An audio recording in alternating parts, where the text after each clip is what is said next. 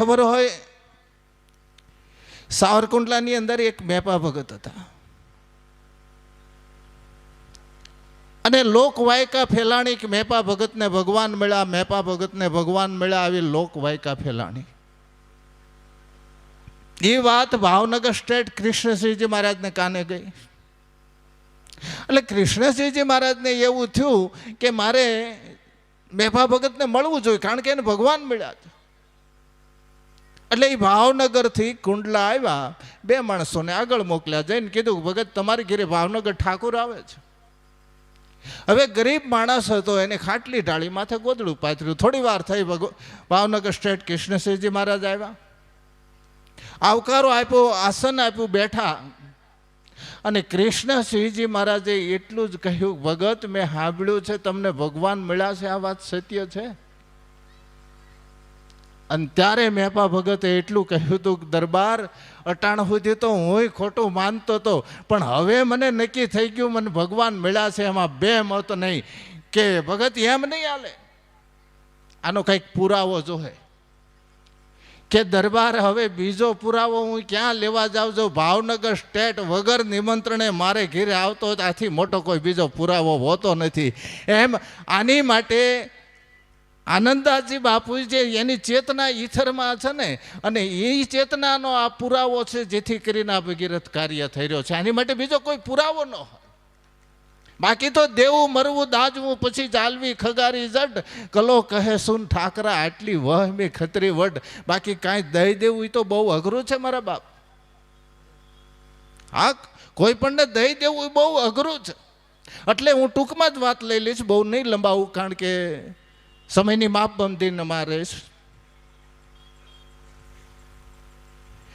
આજ આપણા શાસ્ત્રો એમ કે જેને ઘીરે 4 પેઢીના પુણ્ય ભેળા થાય ને તે દિને એક દાતાર જન્મે છે. જેને ઘીરે 4 પેઢીના પુણ્ય ભેળા થાય એટલે એક દાતાર જન્મે. જેને ઘીરે 7 પેઢીના પુણ્ય ભેળા થાય તે દિને એક સુરવીર જન્મે. અને જેને ઘીરે 9 પેઢીના પુણ્ય ભેળા થાય ને તે દિને એક સુપાત્ર સંત જન્મે. અને જેને ઘીરે 101 પેઢીના પુણ્ય ભેળા થાય ને અખિલ બ્રહ્માંડના માલીને અવતરવું પડે. એમાં 2 મત નહીં. પણ કહેવાનો મતલબ, આજે આ સમાજની અંદર, દરેક સમાજની અંદર જોઈજે, આની અંદર દાતાઓ ઘણા બેઠા છે. મને લાભભાઈ તો બહુ, તમે તો ખબર છે, એક સમાજનું નહીં દરેક સમાજનું એક દાતા તરીકેનું ગૌરવ આપ લાભભાઈનું નામ છે. ગમે એને આશે. આજે જે અમે બપોરે પ્રતિષ્ઠા કરીને આવ્યા એક શિવ મંદિરની, ને આ મંદિરની અંદર દરેક મૂર્તિઓ આપી. એટલું નહીં, જ્યાં જ્યાં અન્નક્ષેત્રો હાલે છે ને ત્યાં એનું દાન છે. આ એક ગૌરવ લેવા જેવું છે. બાકી તો સંપત્તિ, જે મહાપુરુષો કવિ લોકો બોલ્યા ને, કાહે કણનો નીપજાય ખેર કેકાણ ન હોય, જાણ જગમાં દોયલી ધન તો કાલાને હોય, સંપત્તિ કાલાન ઘરમાં પડી જ. ક્યાં વાપરવી, કેમ વાપરવી, આ સમજણનું ઘર છે. આજ મારીને તમારી પાસે પૈસો આવી જાય એટલે આપણે બધા પૈસાવાળા થઈ જાય. જેની પાસે સંપત્તિ આવે છે એ બધા પૈસાવાળા થાય છે મારા બાપ. પણ એટલું યાદ રાખજો, એ લક્ષ્મી છે ને 18 અવગુણ લઈને આવે છે. 18 અવગુણ લઈને આવે છે. 2-4 લક્ષ્મીની વાત કરી દઉં. એક લક્ષ્મી છે આદ નારાયણી, જેની કમળ ઉપર અસવારી છે, કોઈને આવતી નથી, કોઈને જાતી નથી. એક લક્ષ્મી છે એ સંપલા, જેની બિલાડી ઉપર અસવારી છે, જેને ઘીરે આવશે ને સાનુમની આવશે, ની વાપરશે ને તો સાનુમની વાપરશે. અને ત્રીજી લક્ષ્મી છે સંસલા, જેની ઘોડ ઉપર અસવારી છે, જેને ઘીરે આવશે ને રાતની આવશે, ની વાપરશે ને તો રાતની જ વાપરશે, રાતમાં જે વપરાય ને. પણ ચોથી લક્ષ્મી છે ગજગામીની, જેની ઘીરે આવશે ને ન્યાય ઝાલરું વગાડતી આવશે, ની વાપરશે, ન્યાય ઝાલરું વાગશે. આવી લક્ષ્મી કોઈક સદભાગ્યના ઘરમાં પડી હોય તો એટલું યાદ રાખજો, આ લક્ષ્મી છે ને એ સદભાગ્યના તમારા ઘરની અંદર છે. શું લક્ષ્મી? બાકી તો બહુ અઘરું છે આ બધું. અને હું તો ઘણી વાર બોલ્યો છું, હાવ ટૂંકમાં હું વાત લઈ લઈશ, કારણ કે આપણે આત્માનંદજી બાપુને સાંભળવાના છે અને આશીર્વચન લેવાના છે. પણ ટૂંકમાં વાત એટલી કરી દઉં કે આજ તે ગૃહસ્થ આશ્રમ છે ને ભાઈ, તમે ધારો એ કરી શકો. આજ ગૃહસ્થ આશ્રમ ધારે કરી શકે, કારણ કે આશ્રમ છે ને 4 છે. એક ગૃહસ્થાશ્રમ, વાનપ્રસ્થ, સંન્યાસ ને બ્રહ્મચારી, આ 4 આશ્રમ છે ને, એમાં વાનપ્રસ્થ, સંન્યાસ ને બ્રહ્મચારી, આ 3 આશ્રમનો બાપ હોય ને તો ગૃહસ્થ આશ્રમ છે. હે, કારણ ધારે કરે એટલા માટે કે આજ બાપ ધારે ને તો 4-5 દીકરાને જન્મ આપી શકે, પણ 5 દીકરા કંધોતર જેવા હોય એ તો એની તાકાત નથી એક બાપ નિર્માણ કરી શકે. એમ ગૃહસ્થ આશ્રમ ધારે તો કોઈ અમરમાં નિર્માણ કરી શકે, ગૃહસ્થ આશ્રમ ધારે તો રામબાઈમાં નિર્માણ કરી શકે, ગૃહસ્થ આશ્રમ ધારે તો ગોપીચંદ નિર્માણ કરી શકે, ગૃહસ્થ આશ્રમ ધારે તો ભરતરી નિર્માણ કરી, અને ગૃહસ્થ આશ્રમ ધારે તો અખિલ બ્રહ્માંડના માલિકને હેઠો ઉતારી શકે. એમાં 2 મત નહીં. પણ આજ આપણે આ ભૂલ્યા છે, અમે ભૂલ્યા છે એમ તમે ભૂલ્યા છો.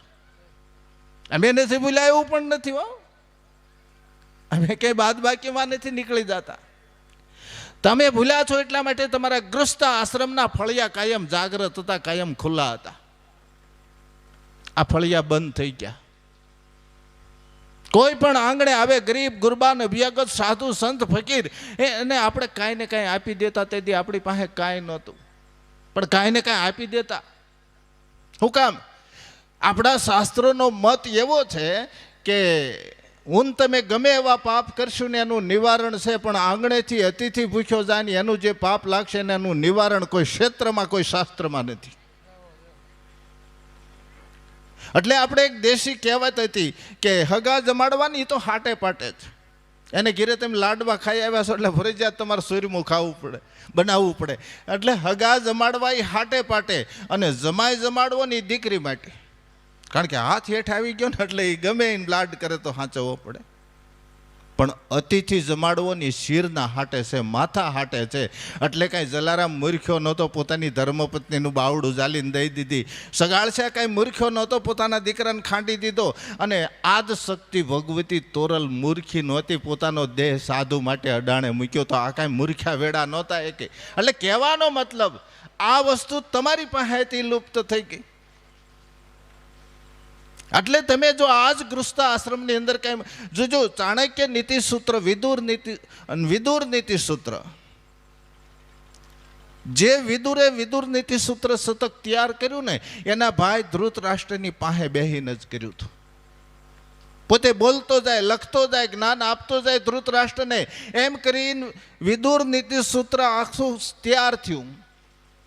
એટલે ધૃતરાષ્ટ્રએ પોતાના 2 કાન પકડીને એટલું કહ્યું હતું કે ભાઈ તું જેટલું કહેશી 100% સત્ય જ, પણ મારી સામે દુર્યોધન આવે છે ને એટલે હું બધું ભૂલી જાઉં છું. એમ આ કથાઓ સત્ય છે, સત્સંગે સત્ય છે, બધું સત્ય છે, પણ આપણી સામે સ્વાર્થ આવે છે ને એટલે આપણે બધા ભૂલીએ છીએ.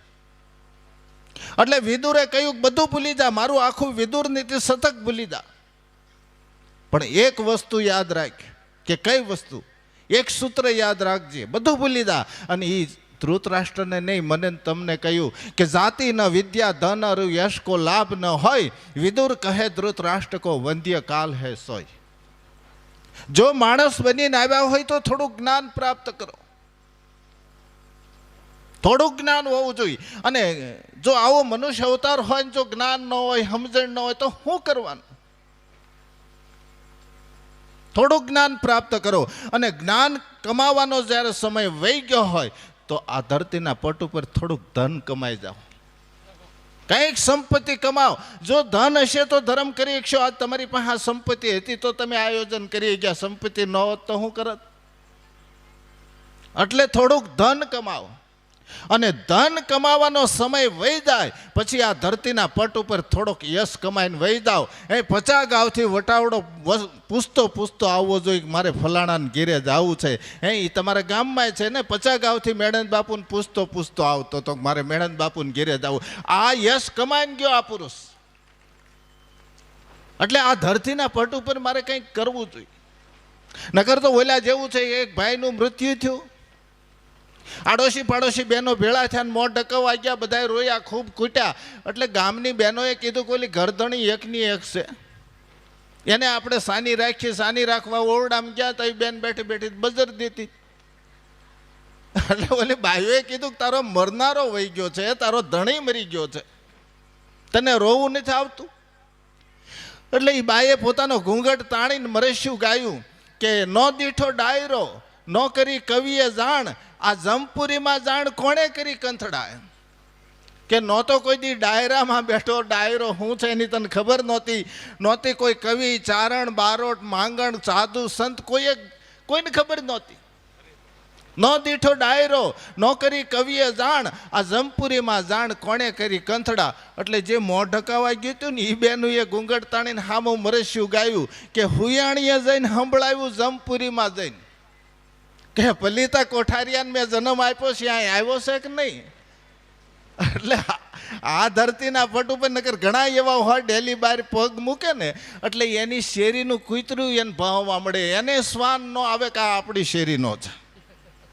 હા, એ કૂતરું ન ઓળખે. જો આ ધરતીના પટ ઉપર આવ્યા હોય તો કંઈક કરીને વહી જાઓ મારા બાપ, થોડોક યશ કમાઈને જાઓ.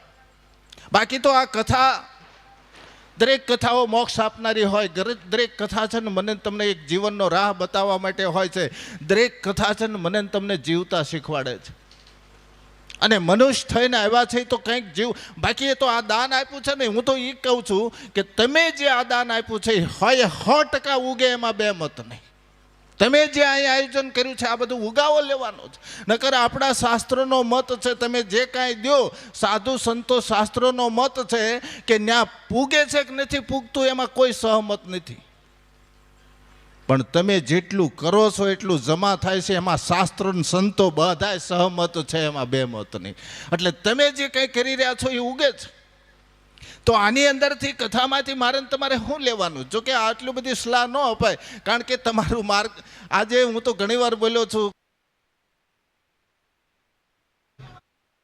લાચાર હોય. તમે જુઓ, ભગવાન કૃષ્ણએ આખા જગતને બોધ આપ્યો. કૃષ્ણ વંદે જગત ગુરુ, આખા જગતને સમજાવી ગયા. પાંડવો છેટા હતા એને સમજાવી ગયા, પણ દ્વારકામાં પોતાના ન સમજાવી ગયા. સમર્થ માણસ લાચાર હોય. આ સૂત્રને તમે આજ ખોટું પાડી દીધું છે, કારણ કે મહાદેવગીરી બાપુની આ જન્મભૂમિ છે અને એના માર્ગદર્શન હેઠળ આ કામ થઈ રહ્યું છે. એટલે આ કામ છે ને હોય 100% સફળ થાય, એમાં બે મત નહીં. તો આવું કામ કર્યું છે. તો હું તો એટલું જ કહું છું, હું તો ઘણી જગ્યાએ બોલ્યો છું, તમે સાંભળ્યું છે, દેવમ પ્રદાન મિતિકા પુરુષા વદંતી. દેવ ઉપર કે ઈશ્વર ઉપર છોડનાર માણસ મૂર્ખ્યો છે.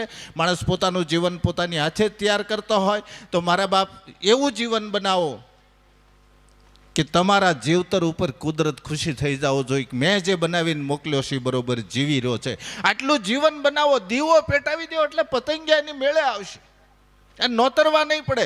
આવું જીવન બનાવો. અને હું તો એમ કહું, વિકાસ પામતો યુગ છે, તમારી પાસે સમય ન હોય તો એટલું જીવન અવશ્ય બનાવો કે તમારા જીવતર ઉપર તમારા મા બાપ ખુશી થઈ જાવ જોઈએ. મારા સંતાનો જીવે છે બરોબર જીવી રહ્યા છે, આટલું જીવન બનાવો.